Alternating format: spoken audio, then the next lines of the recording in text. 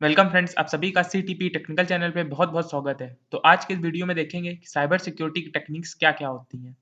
और फ्रेंड्स, अगर आपने हमारा लास्ट वीडियो जो कि काइंड्स ऑफ साइबर क्राइम के ऊपर था, उसे नहीं देखा है, तो आपको ऊपर आई बटन पे लिंक मिल जाएगा, आप वहाँ जाके उस वीडियो को देख सकते हैं। चलिए फ्रेंड्स, आज का वीडियो शुरू करते हैं। तो सबसे पहले आता है authentication. It is a process of identifying an individual and ensuring that the individual is the same who he or she claims to be। मतलब है कि जो ऑथेंटिकेशन होता है, इसमें क्या होता है कि ये एक प्रोसेस होता है किसी भी इंडिविजुअल को आइडेंटिफाई करने का कि जो भी इंडिविजुअल है वो वही है जो अपने आप को क्लेम कर रहा है कि नहीं। मतलब ऑथेंटिकेशन से क्या होता है कि जो पर्टिकुलर इंडिविजुअल है वही साइट को एक्सेस कर पाएगा जहाँ पे उसने साइन इन किया हुआ है। A typical method for authentication over internet is via username and password। जो टिपिकल मेथड होता है जो हम लोग मेनली यूज़ करते हैं ऑथेंटिकेशन के लिए इंटरनेट में, वो होता है यूज़र नेम और पासवर्ड के थ्रू। मतलब कहीं पे भी आपको लॉगिन करना होता है तो वहाँ पे आपको यूज़र नेम और पासवर्ड देना पड़ता है, तब आप उस पर्टिकुलर वेबसाइट पे लॉगिन हो पाते हैं। With the increase in reported cases of cybercrime by identity theft over internet, the organization have made some additional arrangement for authentication like one-time password (OTP। अब क्या होता है क्योंकि आज के समय में साइबर क्राइम में बहुत ही ज़्यादा बढ़ गया है, तो ऐसे में क्या होता है कि जो इन्फॉर्मेशन है उसका लीक होने का खतरा भी बहुत ज़्यादा बढ़ गया है। तो ऐसे में जो भी ऑर्गेनाइजेशन है उन्होंने एक अरेंजमेंट तैयार किया है ऑथेंटिकेशन को और भी ज़्यादा स्ट्रॉन्ग बनाने के लिए, जिसे ओटीपी बोलते हैं। ओटीपी जो होता है वन टाइम पासवर्ड होता है।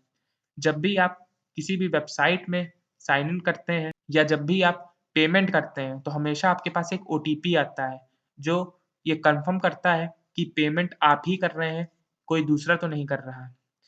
तो ये जो वन टाइम पासवर्ड का ये जो अरेंजमेंट किया गया ऑर्गेनाइजेशन द्वारा, ये बहुत ही ज़्यादा वैल्यूएबल है क्योंकि इसकी वजह से ही हम लोग की जो इन्फॉर्मेशन है वो लीक नहीं हो पाती।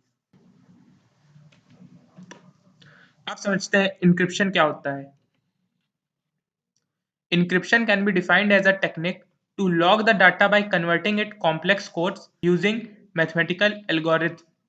मतलब मैथमेटिकल एल्गोरिथम का यूज़ करके हम लोग जो भी डाटा है उसको कॉम्प्लेक्स कोड में बदल देते हैं। फिर वो जो कॉम्प्लेक्स कोड होते हैं उनको डिकोड करना बहुत ही ज़्यादा मुश्किल हो जाता है।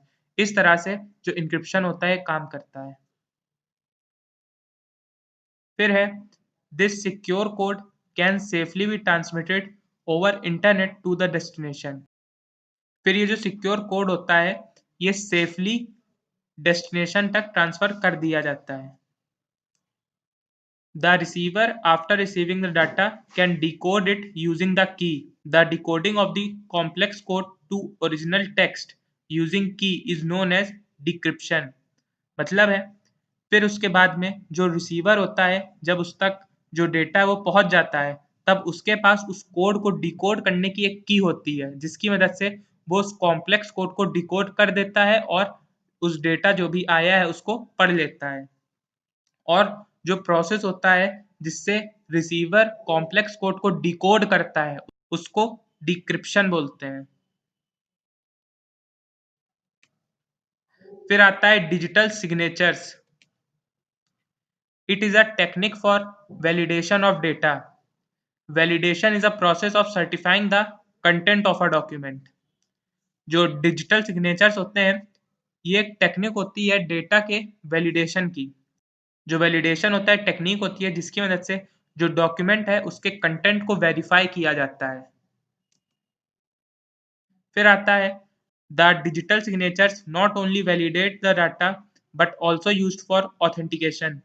जो डिजिटल सिग्नेचर्स होते हैं इनका सिर्फ डेटा को वैलिडेट करने का काम ही नहीं होता है बल्कि डिजिटल सिग्नेचर्स की मदद से हम लोग ऑथेंटिकेशन को भी परफॉर्म कर सकते हैं। ये ऑथेंटिकेशन के लिए भी यूज किए जाते हैं डिजिटल सिग्नेचर्स। अब समझते हैं फ्रेंड्स ये जो डिजिटल सिग्नेचर्स होते हैं आखिरकार काम कैसे करते हैं। तो आप यहाँ पे चार्ट देख सकते हैं। यहाँ पे जो डिजिटल सिग्नेचर है उसे क्रिएट किया गया है इंक्रिप्शन का यूज करके विद प्राइवेट की। यहाँ पे आप ये देख सकते हैं यहाँ पे एक प्राइवेट की यूज करी गई है और जो भी डेटा है उसको इनक्रिप्ट किया गया है। फिर इस डेटा को इंटरनेट में सेंड कर दिया जाता है। फिर जब जो रिसीवर होता है वो इस डेटा को रिसीव करता है, फिर उसके पास एक पब्लिक की होती है, उससे जो उसके पास मैसेज आया है, जो इनक्रिप्टेड मैसेज आया है, उसको डिक्रिप्ट करता है और उसको ओरिजिनल मैसेज के साथ कंपेयर करके देखता है। अगर जो इनक्रिप्टेड मैसेज है और जो ओरिजिनल मैसेज है वो दोनों आपस में मिल जाते हैं, मतलब आपस में सेम हो जाते हैं, तो जो मैसेज होता है वो वेरीफाई हो जाता है, वो पता चल पाता है कि जो मैसेज आया है वो सही सेंडर के पास से ही आया है। So thanks for watching. अगर आपको ये वीडियो पसंद आई है तो इसे लाइक करें, ज़्यादा से ज़्यादा शेयर करें, जिससे बाकी लोग को भी साइबर सिक्योरिटी के बारे में पता चल पाए। और फ्रेंड्स, अगर आपने अभी तक हमारे चैनल को सब्सक्राइब नहीं किया तो आप इस चैनल को सब्सक्राइब कर सकते हैं। साथ में बेल आइकन को प्रेस करने के बाद ऑल नोटिफिकेशन पे क्लिक करना बिल्कुल ना भूलें, क्योंकि मैं ऐसे ही आपके लिए टेक्नोलॉजी से रिलेटेड वीडियोस लाता रहता हूँ। चलिए फ्रेंड्स, मिलते हैं नेक्स्ट वीडियो में। Thanks for watching.